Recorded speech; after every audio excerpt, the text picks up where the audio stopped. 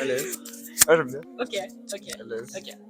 Ici, Ange Black pour Ange TV. Et Mathis pour Mathis TV. On se retrouve après 10 ans dans le game. On se retrouve après nos secondaires pour ce nouveau projet. Est-ce que j'ai introduit le projet ou pas? Vas-y.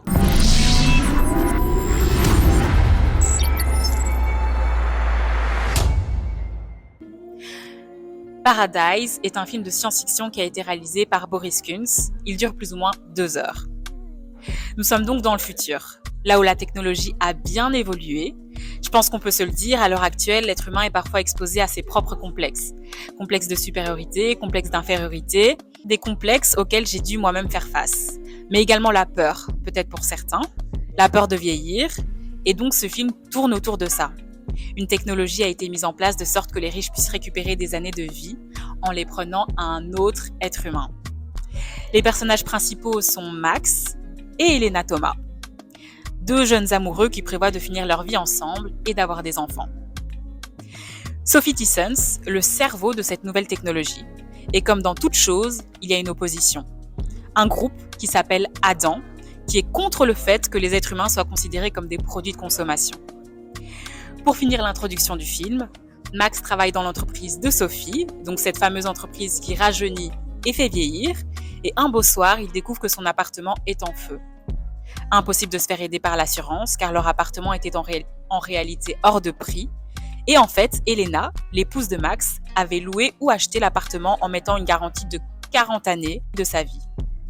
L'appartement flambe, donc Elena est obligée d'accepter de donner 40 années de sa vie et donc de se rapprocher des portes de la mort. Indeed. C'est bien introduit là. C'est bien introduit, ouais. Est-ce que tu as quelque chose à rajouter? Je dirais que t'as quand même dit que c'était un beau jour, le jour où il découvre son appartement en feu. Ouais. Là, j'ai des doutes. Un beau jour. Là, j'ai des petits doutes. Et un beau soir. Mais alors ouais. qu'ils étaient, ils revenaient de je sais pas quoi, mais ils avaient l'air d'être bien heureux. Mais Vous avez visité la belle famille. Ouais. Vous avez visité la belle famille. Ouais. Et ils pensaient que le truc le plus sulfureux de la soirée serait la conversation en famille, et c'était pas le cas. Non, vraiment pas. Ils ont perdu tout, leur bien matériel, et puis 40 années de la femme, c'est quand même beaucoup. Ouais. Et donc ça va venir. Mais bref. La première question que j'aimerais te poser, Mathis, t'en penses quoi du film, dans un premier temps? Dans un premier temps, alors il faut déjà savoir qu'on l'a regardé il y a, je sais pas, 2 heures. Ouais. Donc là, enfin toi, c'est pas la première fois que tu le Moi voyais. je l'avais déjà vu, mais je me souvenais plus exactement. Mais en le regardant, ma mémoire était en train de se régénérer. Exactement. Ouais. Tu gagnais des années de vie de mémoire. Ouais, exactement. C'est ça. Non, moi du coup, c'est à chaud. C'est la première fois que je l'ai vu à chaud. Et je dirais que déjà, j'étais vachement convaincu par tout le côté conceptuel, quoi. Vraiment l'idée de monétiser les années, d'en faire un commerce. Et il y a vraiment aussi une culture, une critique de la société. Avec cette culture vraiment des luttes des classes, on revient beaucoup à ce genre de débat. Donc vraiment dans l'idée, c'est le concept qui m'a séduit le plus. Moi j'aime bien la science-fiction déjà de base. Ouais. Mais je trouve que le film il était quand même profond. Genre là on va pouvoir méditer profondément sur le message, les messages qui sont cachés dans le film. Très typiquement le genre de film qui fait réfléchir, quoi. Ouais. Tu peux pas t'arrêter dessus et te dire ouais, c'est pas comme à Bob l'éponge. No offense à Bob l'éponge, j'adore ça. Mais là-dessus, il y a de quoi dire, quoi. Ok.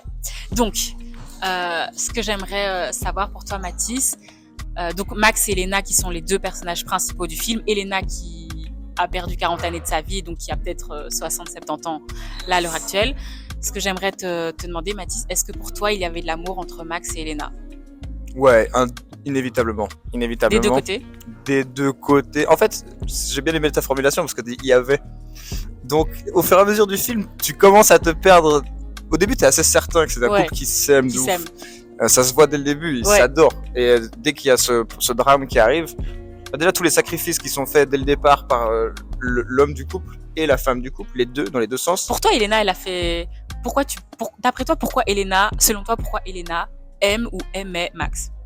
Genre, c'est quoi qui te fait dire que elle l'aime? Ce qui est retransmis à l'écran, je dirais que c'est déjà tous les. En fait, et tout le sacrifice qui est donné par le gars.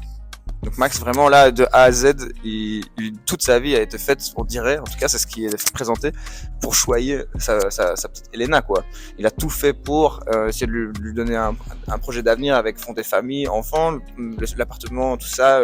Techniquement, lui, il se livre au travail aussi. Et on voit dès le début que sa conscience, elle est pas complètement tranquille. Genre, il le fait un peu les yeux fermés, il sait que c'est un business, entre guillemets, qui est douteux. Il y a une scène où il le dit dans la voiture, où il dit, bah voilà... j'ai pas vraiment d'excuses, je fais partie du rouage du système et du truc, mais il y a un peu, il y a pas le mais qui est prononcé, mais c'est un peu mais au moins je peux m'occuper de ma famille, etc. Je pense que c'est quelqu'un de rassurant en règle générale, quoi. Ok, mais Mathis, tu réponds pas à la question. Pourquoi, d'après toi, Elena aime Max? Mais si, justement, il y a de ça. C'est genre, Max, il donne tellement de sacrifices. Tu Ah. peux pas ne pas aimer quelqu'un qui met tout pour toi. Tu vois ce que je veux dire? Dans cette top priorité, c'est sa femme. Il a beau avoir une conscience et aller Mais tirailler. pour moi, pour moi, Max aime Elena. Ouais. Donc, Ah. il fait tout ça. Ok. Pour moi, quelqu'un d'accord. peut se sacrifier corps et âme pour toi, ça veut pas dire que tu l'aimes en retour. C'est vrai, tout à fait vrai, tout à fait vrai. Le monde est méchant. Le monde est méchant, nous l'oublions pas. Ok, ouais. Non, mais pourquoi est-ce que Elena aime Max? Je sais pas, il y a sa personnalité, vraiment, je pense, il est quelqu'un de. En Mais tout non, cas, mais tu réponds pas à la question. mais Elena, elle aime Max pour sa personnalité, non? Ok. Donc, mais comment est-ce que tu traduis l'amour qu'a Elena pour Max? Ah, je t'avais pas le compris. Ah, Je crois c'était peut-être pour que c'est quelle moi raison. Ah, tu non. vois, vas-y, Peut-être que c'est mais moi bon. qui m'exprime mal. Non, Ok. j'ai des oreilles très sales, c'est pour ça. Bon, la blague était mauvaise. Mais en gros, Elena, comment est-ce qu'elle l'aime? Bah, ça se voit que. Comment expliquer ça? Je dirais qu'Elena, elle a vraiment ce côté. On fait ce projet tout ensemble pour la famille et tout. C'est vraiment ce côté. Elle, par contre, c'est vraiment le cocon, quoi. En fait, moi, j'ai l'impression que, enfin, quand on prend conscience de comment termine le film, j'ai l'impression que Elena, elle aimait bien Max, mais elle était surtout profondément amoureuse de l'image qu'elle avait de son couple Ouais. et donc de la finalité que devait avoir son couple. Parce que, attention, spoil, Elena va tout simplement quitter Max et faire sa vie avec un autre homme et avoir un enfant avec un autre homme. Donc ça veut dire que Max, pendant tout le film, il va se sacrifier corps et âme pour qu'elle puisse récupérer ses 40 années. Elle finira par les récupérer sans Max, parce que Max va commencer à culpabiliser de par la manière dont ils auront fait en sorte que Elena puisse récupérer ses années de vie. Et donc elle va se dire, bon écoute, moi je vais récupérer mes années de vie, avec ou sans toi. Ouais, et c'est j'aurai vraiment cet ça. enfant en fait. J'aurai cet enfant sans toi s'il faut. C'est vrai qu'il y a le côté sans toi s'il faut, qui Ouais. est vraiment palpable à la fin. Et donc pour moi, Elena, elle aimait bien Max, mais elle était surtout profondément amoureuse de l'image qu'elle avait de son couple et du projet en fait de vie. Ouais, en tout cas, moi, j'hésitais beaucoup dans cette interprétation-là. Soit c'était effectivement ça, soit ça a évolué. C'est pour ça Ouais, que j'aimais bien ta formulation en disant, ouais, il y a avait. ouais, C'est vraiment au début, on dirait vraiment le couple qui s'aime, mais Ouais, de c'est fou ça. furieux, quoi. Il y avait vraiment aucun problème à l'horizon, tout allait Ouais. bien. Et au fur et à mesure des péripéties qui les mettent dans des situations complètement chaotiques et de crise, ouais, au plus ça évolue, la façon dont elle le regarde, dont elle agit, et c'est de moins en moins un couple uni. ouais, Et c'est de ça. plus en plus, il y a des discordes dans leur vision des choses, Ouais, et dans la c'est façon ça. dont ils se font. Du coup, pour moi, soit ça a toujours été quelque chose d'un peu hypocrite de la part d'Elena, soit c'est quelque chose qui a évolué. Ouais, moi je pense que c'est quelque chose qui a évolué, parce que du coup justement, là j'allais te demander pour toi c'est quoi l'amour de manière générale et dans le film. Et donc là j'aimerais d'abord répondre à cette question, si tu me permets. Bien sûr. Donc pour moi l'amour déjà c'est le sacrifice, la manière dont tu vas te sacrifier, que ce soit pour ton partenaire ou ton prochain. Mais quand il s'agit de se mettre en couple, il faut bien sûr avoir une vision commune. Et donc moi je pense que là avec Max et Elena, il y avait cet amour, du moins je peux pas le dire avec certitude, mais j'ai envie de le dire. Et ils avaient un projet commun, donc ce projet d'être ensemble, grandir ensemble et fonder cette famille ensemble. Maintenant, le projet commun, il a commencé à ne plus être très commun. Pas de l'aile un peu Ouais. le projet. Ça devenait un peu compliqué et donc il y a eu séparation. Donc il peut y avoir amour, mais séparation parce que le projet commun n'est plus... on va plus dans la même direction de vie en fait, tout simplement. Ouais, non, là, c'est décidé. Ouais. Ça s'est choisi, quoi. Et donc pour toi, est-ce que si par exemple demain tu te mets avec quelqu'un et que vous n'avez plus la même vision, tu restes ou tu te sépares? Moi, je serais plutôt du genre à écouter comment je me ressens, quoi, comment je me sens. J'aurais tendance à me recroqueviller sur un côté plus égoïste. C'est pas très sympa, évidemment, mais je préfère ça que de faire semblant de jouer le jeu pendant trop longtemps, quoi, en fait. Ouais. Donc, je peux entendre que, en fait, c'est un peu le dilemme aussi du film, quoi. T'as une belle situation toute plate, toute parfaite, toute lisse, et puis en fait, d'un coup, baf, il y a une bombe qui tombe au milieu, et tu Ouais. dois faire un choix. Soit tu te mets dans la merde à deux, soit tu peux t'enfuir, quoi. Mais en fait, Max, il a profondément aimé Elena. Ça veut dire qu'avec ou sans projet, ton Ah pied ouais. c'est mon pied. Ouais, vraiment, hein. Max, il était à fond, hein. Bah, Max, chopez-vous Ouais, à parce Max, que, en fait. en fait, on a regardé le film. Trop Max.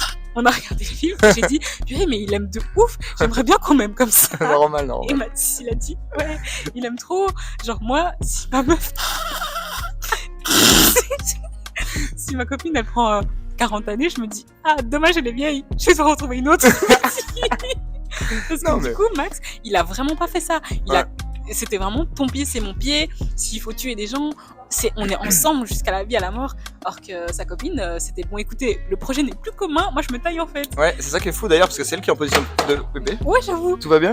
Ouais. Je sais pas si ça, Non, c'est pas grave. ça va bien? Allez. Ce que je disais, c'est que, ouais, il y a ce truc de. C'est Elena qui est en position de faiblesse au Ouais, final. au final. Non, enfin, genre, pardon, je reformule. Elle est en position de faiblesse quand on revient à la base du concept. Genre, c'est Ouais. elle qui prend les 40 années dans la gueule, c'était à son nom, c'est elle qui a signé. Donc, c'est lui en position de faiblesse, et lui qui est tout bien dans sa life et tout, qui a son job et son spot et tout, c'est lui qui est en position de force. Mais lui, il décide de, par abnégation et par amour, on pourrait dire, tout sacrifier. Mais tout. Il se retourne même pas que contre sa boîte, mais la société, tu Oui. vois. Il prend les armes, le garçon, il y a kidnapping, tu vois. Donc, L'amour, ça rend vulnérable. voilà. Et lui, s'est du coup retrouvé en position de faiblesse, et elle a pu le lâcher en toute quiétude, après tous les sacrifices qu'il a fait pour elle. C'est quand même vraiment une sacrée injustice quand Mhm. on parle de rapport de force pur, quoi. Ouais. Non, c'est la rue. C'est la rue. C'est la rue. Ok. Maintenant, j'aimerais qu'on parle maintenant On va des parler. différences d'âge qu'il peut y avoir pardon, dans un couple. Donc là, pendant une bonne partie du film, il y avait une différence d'âge de 40 ans Ouais. entre Max et Elena. Bah, on va pas parler de la différence d'âge de 40 ans, mais de manière générale, pour toi dans un couple, t'en penses quoi de ça? Et pour toi, quelle est la limite à ne pas franchir? Qu'est-ce que tu as à dire à ce sujet? Une fois que les dents de lait sont tombées, ça va? Je Tu rigole. me saoules. Je rigole, évidemment. Non, moi je pense que bon, bah, en fait, j'essaie de sortir des phrases bateau quand même. Ouais. De genre, vas-y, l'amour c'est un sentiment, un chiffre c'est un chiffre, ça change rien, nanana. Ouais. C'est l'âme qui compte et tout. Mais j'ai envie de te dire, ouais, pour toi, quels sont les facteurs à prendre en compte? C'est ça. En vrai, c'est une question qui m'intéresse. Moi, je suis d'accord avec toi, c'est intéressant. Et je pense qu'effectivement, on va s'arrêter, on va séparer des phrases bateau et mettre des vrais critères, des vrais D'accord. trucs qui comptent, quoi. Donc, moi, je pense qu'il y a déjà deux trucs majeurs, c'est les types d'activités, le type de vie que vous avez. Si par exemple, il y a une différence d'âge énorme, mais que vous faites les mêmes activités, au final, elle sera réduite à pas grand-chose. Vous ferez les mêmes choses dans des horaires similaires. Vous allez Mhm. côtoyer les groupes sociaux similaires. Ouais. Si il y a quelqu'un qui est encore étudiant et l'autre qui est, genre, je sais pas, par exemple, maçon, on parle pas du tout des mêmes activités, on parle pas des mêmes moments qu'on va pouvoir partager, on parle pas des mêmes centres d'intérêt non plus. Tu vois, donc ça, en fait, l'activité en tant que telle, le style de vie va beaucoup dramatiquement être un critère Ouais. concret, quoi. Mais là, on revient sur la vision commune. Il n'y a pas de vision commune, puisqu'il ne peut pas y en avoir là, du coup. Ouais, c'est ça exactement. Donc si t'as une grosse différence d'âge, il y a des chances que tu aies pas la vision commune. Ouais. Enfin, c'est possible, mais il faudrait définir c'est quoi, du coup, la vision commune quand les choses sont décalées à ce point-là. Ouais, c'est vrai. Bah justement, Dans là tous les par domaines. exemple, si je sais pas, les deux travaillent dans la même boîte et qu'il y a un écart d'âge de 10, 15 ans, 20 ans, bah là ici 40, je peux imaginer que ça fonctionne, même si je commence à avoir des petits doutes quand même. Mais voilà, tout ça pour dire que je pense que déjà le premier truc, c'est vraiment le type de vie, le lifestyle. Si j'étais américain, j'aurais dit ça comme ça. Mais vraiment, le lifestyle, ça compte vraiment beaucoup. Et puis aussi, simplement, il y a la personnalité, quoi, la bonne entente. Je veux dire, à un moment, tu te fais chier, quoi. S'il y en a un des deux qui est vraiment plus âgé, etc., que bon, bah, c'est un peu comme t'occuper de ton grand-père, mais c'est pas la même chose, quoi. Enfin, tu vois ce que je veux? Il y a un truc, il doit y avoir une complicité qui reste, quoi. Ouais, non, je suis d'accord. La barrière générationnelle doit pas être sentie. Ça, Ok. c'est obligé. Ah quoi. ouais? Ah ouais, si il y a une barrière générationnelle, au bout d'un moment, tu sors de ton film, quoi. Tu sors de ton fantasme, entre guillemets. Enfin, ça, c'est mon avis perso, hein, Ok. évidemment. Mais du coup, comme on parle de différence d'âge, ben, au début du coup de ton discours, tu disais ouais, l'amour c'est des sentiments, etc. Est-ce que tu penses, enfin je sais pas, genre imagine maintenant toi, demain tu tombes amoureux comme ça d'une personne qui a 10-15 ans en plus que toi. Ouais. Parce que du coup, on part du principe que ça se contrôle pas, ou alors est-ce que tu fais le choix de sortir avec une personne qui a autant de différence d'âge que toi? Genre, avec autant d'âge de différence, ce sera rarement un choix de ma part. Ouais. Genre, c'est rarement. En fait, c'est ça, ce serait prendre un risque, en gros, pour moi. Donc, ce serait pas une stratégie. Si je devais calculer, ce serait pas le plan. Ok. Sauf que, évidemment, dans un scénario où ça m'arrive, du coup, j'ai pas calculé. C'est quelque chose qui m'est tombé dessus. Ouais, c'est la rue, hein. C'est la rue, mais moi, il n'y a pas de problème avec ça. Moi, je suis un petit aventurier, il n'y a pas de souci. Je pense que si je le sentais, j'irais. Genre, j'ai pas de problème avec ça, mais ça me donnerait des raisons d'être attentif. Attentif à quoi? Bah, à tous les petits signes du début qui pourraient faire que plus tard ce soit gênant. Oh. Tu vois? Donc, je serais très très critique. Ah ouais? Je me dirais, bah ouais, genre, ok, la personne aurait du coup 40 ans dans ces rangs-là. Et je me dis, si à 40 ans il y a des trucs, Mais t'as quel âge toi? Non, la personne elle aura 30 et des. bah si c'est 15, 20. Ah non, t'as dit combien? Mais 10-15. on parle pas du film là. Enfin, si, on parle du film, mais. On parle du film, c'est promis. Ouais, on parle du film, mais genre, mets-toi dans la situation. Moi, de... j'ai 25 ans, donc ça voudrait dire que la personne. Ah, t'as déjà 25 ans quand même. Ça va vite, hein. Moi aussi cette année. C'est vraiment la rue. Happy birthday to us. Non, mais voilà, c'est ça. Donc, elle aurait. Donc, ouais, elle aurait 40 ans. Ok, 15 ans de plus. Elle aurait 40 ans. 15 ans. Et donc, du coup, ça veut dire que si elle a 40 ans, moi j'ai 25, et qu'elle fait des trucs que je pourrais ressentir comme pas de. De ta Pas dans ma génération. vibe, pas dans ma génération, Ouais. pas dans ma. Même, il y a des trucs de philosophie. De vie quoi, ou même il y a des centres d'intérêt par exemple, je sais pas, tu vois, si le futur et la jeunesse elles s'en branlent, bah En plus, nous, la génération Z, apparemment, on est grave relou. ouais c'est ça tu vois, donc bon, si, et puis moi je serais attentif aussi de ce que moi je pourrais le faire en tant que, je serais peut-être gênant pour des trucs, Ouais, ok. genre je pourrais la mettre mal à l'aise et tout quoi, En fait, il faudrait voir aussi si votre maturité, elle soit, c'est ça, si elle est parallèle, quoi. c'est ça, et il faudrait qu'elle arrive à prendre les choses un peu plus à la légère et moi que je hausse un peu ma maturité, c'est ça. tu vois, ce qui n'est pas quelque chose d'évident quoi. Ok. Next question. À un moment donné, la garde du corps de Sophie, qui s'appelle Kaya, elle dit la jeunesse en soi ne rend pas la vie meilleure, ni plus heureuse, juste plus longue. Tu en penses quoi? J'ai adoré déjà le personnage. Ouais, Ce personnage-là, il est trop cool. Et ça c'est pour moi, c'est une base. Genre, c'est une quote, tu vois. ouais. Genre, c'est vrai. Attends, il faut que j'introduise, parce que du coup, Kaya, elle s'est rajeunie. Donc, je pense qu'elle avait 60 aidés dans le film. Ouais. Et donc, c'est pour ça qu'elle dit ça. Elle dit Il que... dit, j'ai 62 ans, je crois. Ouais. Donc, en gros, là, elle vit plus longtemps que ce qu'elle devrait. Mais pour elle, c'est pas ce qui rend... Bah, en fait, ouais, c'est ça. Donc, la phrase que tu as utilisée, déjà, pour moi, il y a deux choses qui m'ont frappé. D'abord, une qui est vraiment très intra dans le film, très méta. C'est genre, elle dit, ouais, la jeunesse, ça n'apporte pas tout, pas le bonheur, etc. Parce qu'en fait, finalement, on se rend un peu compte, de près ou de loin, surtout à partir du moment où elle a démissionné à la fin, que finalement, elle a rajeuni, mais c'était un peu pour rester sous Ouais, les c'est crochets ça, et au exactement. contrôle de la compagnie et surtout Ouais. de la meuf, de la grande boss, la PDG, Tyson, c'est ça. Et donc du coup, tu te rends compte que elle, c'est plus une malédiction qu'une bénédiction au final. Genre, c'est un peu le piège. Ouais. Genre, là, je te rajoute des années, tiens, ma vieille, et puis en fait, tu vas rester procès pour moi et faire toutes mes crasses dans l'ombre et faire mes trucs de mafia en gros quoi. C'était un peu elle s'occupait du sale boulot. Et vu qu'elle le faisait bien et en silence, bah forcément, voilà, elle a voulu la garder quoi, employée à vie. Donc bon, voilà, c'est un peu rédhibitoire. Mais moi, si... Ouais. Et peut-être, ouais, la deuxième chose que je voulais dire, ça c'était vraiment Ouais. film. L'autre, plus général, c'est vraiment ce côté. En fait, nous, on est. Genre, j'ose espérer qu'on peut encore se considérer comme jeune. Ça va, on peut le dire. Oui. On est jeune et c'est pas pour autant qu'on est pas malheureux des fois. C'est Je veux dire, en fait, c'est pas une équation qui fonctionne, genre jeune égale heureux, vieux égale malheureux, genre c'est faux, genre. Et puis, moi, j'ai déjà passé des moments d'éclat de rire avec mes grands-parents, on avait. Voilà, la vieillesse, la jeunesse n'est pas un critère pour Mais moi. en fait, le tu truc, vois. c'est que la vieillesse, tout ce qui est vieillesse, le temps, c'est tellement un truc qui est incontrôlable. Et je pense que l'être humain, il aime pas ça, ne pas pouvoir ouais. contrôler les choses. Et les gens se disent, oh, j'ai qu'une vie, Elle est bientôt finie. j'ai déjà 40, 50, je sais pas quel âge. Non. Finalement, j'ai pas réalisé tout ce que je voulais réaliser. Et du coup, c'est ça aussi, c'est le délire de se dire, je suis pas suffisamment heureux, j'ai pas suffisamment bien fait les choses. Et donc, je reviens en arrière pour faire différemment ou pour mieux faire. Et donc, peut-être, il y a ça aussi, le fait de se dire que les gens attendent parfois longtemps avant de prendre cette maturité, de se dire que bah, ta vie, c'est maintenant, tu la vis maintenant, Ouais. dans l'instant présent maintenant, et pas quand tu as 40, 50, 60 ans et que tu te dis, purée, en fait, peut-être que j'aurais dû, peut-être que j'aurais pu. C'est ça, c'est un peu la sensation de se retrouver soudainement face au mur, quoi. Ouais, Je crois qu'il y a vraiment une maturité de dynamique et de façon de vivre face à la mort. ouais, Il y a des gens qui sont très anxieux déjà très jeunes et qui sont déjà très malheureux alors qu'ils ont 20 piges. Genre, calme-toi, c'est pas tout de suite, tu vois. ouais.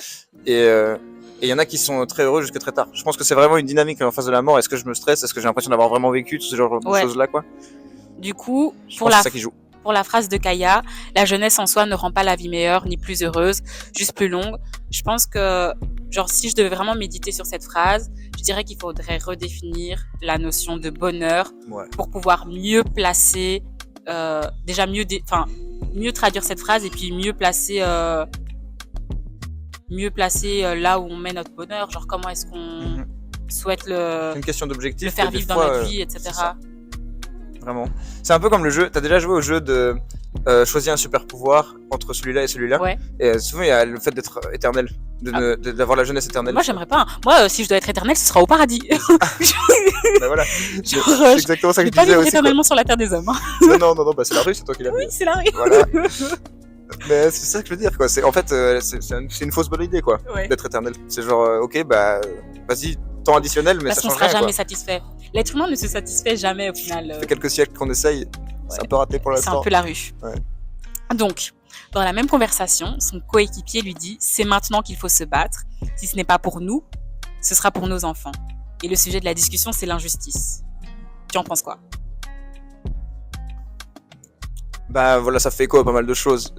Moi, ce qui me vient en premier dans la tête là maintenant, c'est bah voilà, quand il y a des trucs misérables qui se passent dans le monde et on sait que c'est profondément injuste, mais il y a un peu aussi toujours ce report d'action, quoi.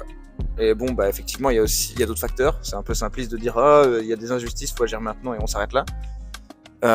C'est pas si facile que ça. Mais il y a quand même toujours ce truc de effectivement reporter les actions, ça c'est sûr. Ça c'est vraiment le premier truc qui me vient à l'esprit, et que là le personnage prend son destin en main, finalement il reprend le contrôle, quoi.